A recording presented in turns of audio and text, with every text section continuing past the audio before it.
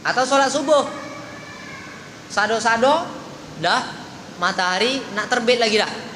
Kalau subuh sekarang ini jam 4.35, bermakna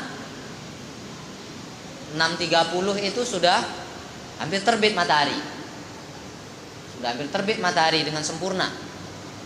Jadi sado-sado jam 6:15. Kamar mandi, siap-siap semuanya, dah hampir terbit matahari.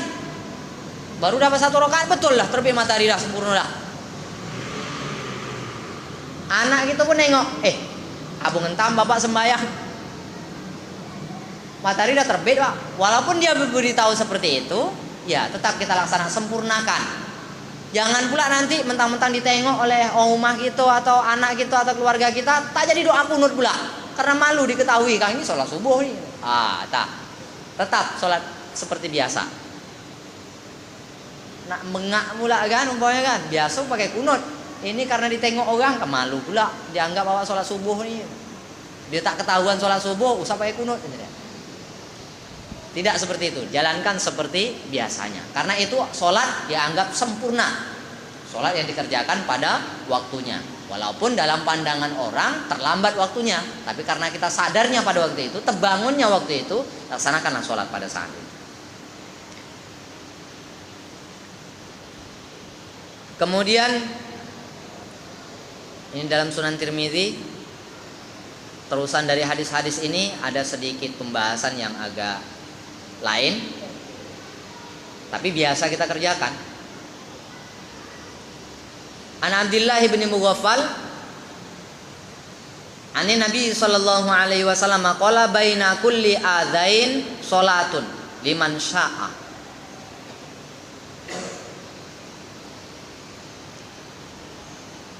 Kata Nabi sallallahu alaihi wasallam, antara dua azan ada solat bagi yang ingin mengerjakannya.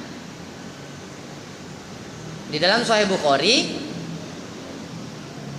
dari Abdullah bin Mughaffal juga hadis ini, anna Rasulullah qala baina kulli adzain salatun salasan liman syaa. Nabi mengucapkan di antara azan dan iqamah itu ada salat sunat. Beliau mengucapkannya 3 kali. Beliau mengucapkannya 3 kali bagi yang mau. Setelah Nabi mengatakan antara azan dan iqamah ada sholat sunat, antara azan dan iqamat ada sholat sunat. Nabi mengulangi sampai 3 kali, kemudian dihabiskan dengan liman syaa, bagi yang mau. Kemudian waqadih talafa ashabun Nabi sallallahu alaihi wasallam fi sholati qabla al-maghrib. Terdapat perbedaan di antara sahabat-sahabat Nabi sallallahu alaihi wasallam dalam masalah sholat sebelum maghrib ini, sholat sunat sebelum maghrib. Falam yara ba'duhumus sholah qabla al-maghrib. Ada yang berpendapat bahwa sholat sebelum maghrib itu tidak ada, sholat sunat sebelum maghrib itu tidak ada. Wa qad ruwiya an ghairi wahidin min ashabin nabi annahum kanu yusalluna qabla sholatil maghrib raka'ataini bainal adzan wal iqamah. Wa qala Ahmad wa Ishaq in shallahuma fahasanun wa hadza indahuma 'alal istihbab. Sebahagian sahabat-sahabat Nabi sallallahu alaihi wasallam dari kalangan sahabat itu banyak yang mengerjakannya. Mereka melaksanakan sholat 2 rakaat sebelum maghrib, yaitu antara iqamah dan azan, antara iqamah dan azan. Dan ini pendapat yang dipegang oleh Imam Ahmad, kemudian Imam Ishaq. Beliau mengatakan bahwa ini suatu kebaikan. Beliau menganggap bahwasanya hukumnya adalah sunnah, mustahab. Ditekankan sebelum sholat fardu maghrib, setelah azan, menjelang iqamat, sholat sunat sebelum maghrib. Di kalangan sahabat-sahabat banyak yang melakukan itu. Tapi ada sahabat yang berpendapat, ada sebahagian sahabat yang berpendapat sholat sebelum maghrib, sholat sunat sebelum maghrib itu tidak ada. Kalau sholat sunat saja, sholat sunat mutlak ada. Jawabannya antara azan dan iqamat pada waktu maghrib. Tapi dia mengatakan sebahagian sahabat mengatakan bukan sholat sunat sebelum maghrib. Tapi kebanyakan dari sahabat-sahabat mengatakan bahwa sholat sebelum maghrib itu, qoblal maghrib itu ada, dan mereka sering mengerjakannya. Di dalam riwayat yang lain diceritakan ketika muazin selesai mengumandangkan azan sholat maghrib, maka sahabat-sahabat itu berlomba-lomba untuk mencari tiang-tiang untuk melaksanakan sholat sunat.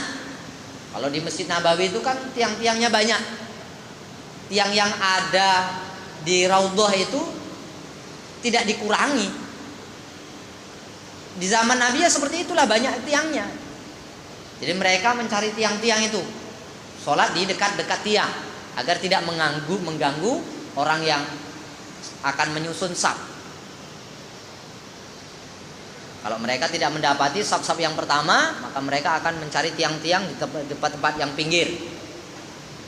Karena sholat maghrib itu waktunya tidak begitu lama, waktunya singkat, sehingga mereka pun melaksanakan sholat itu dengan singkat.